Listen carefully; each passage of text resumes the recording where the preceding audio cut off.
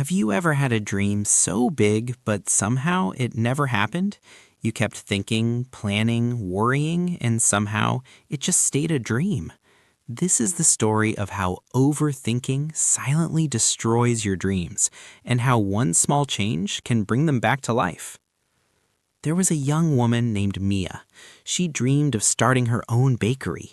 She loved baking, loved seeing people smile, loved the smell of fresh bread. Every night, she imagined her bakery full of happy customers. But there was a problem.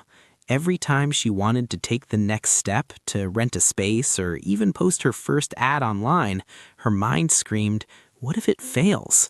What if people don't like it? What if you lose everything?" Mia began researching everything. She read hundreds of blogs, watched dozens of tutorials, and asked everyone for advice. Each answer brought more questions. Each question brought more doubt. Days became weeks, weeks became months, and still she hadn't taken action. Her friends started their businesses. Her classmates were traveling, learning, achieving.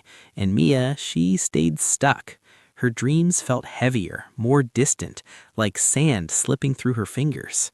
This is the trap. Overthinking makes you feel safe because you're planning, but it's actually the silent killer of your dreams. One evening, Mia walked past a small bakery in her neighborhood. She saw a young baker around her age smiling at customers. The smell was incredible, and then she saw something shocking. The baker had made mistakes, a burnt batch, a spilled tray, a frustrated customer. But she was still smiling, still moving, still learning. Mia realized she had spent months avoiding mistakes, avoiding failure, and avoiding her dreams.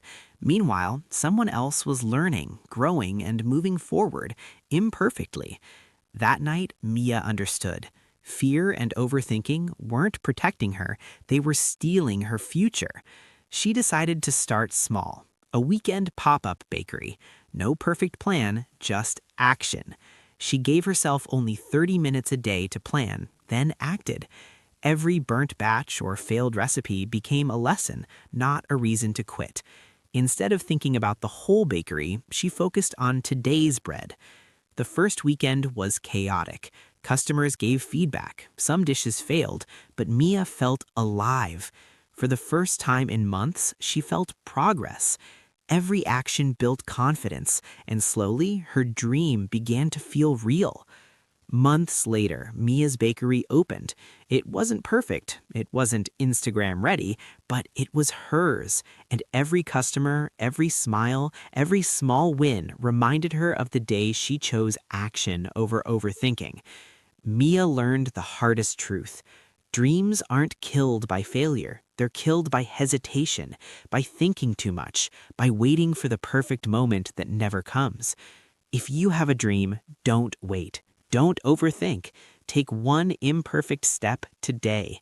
The future isn't built in your mind, it's built in your actions. Your dream is waiting, but only if you're brave enough to start.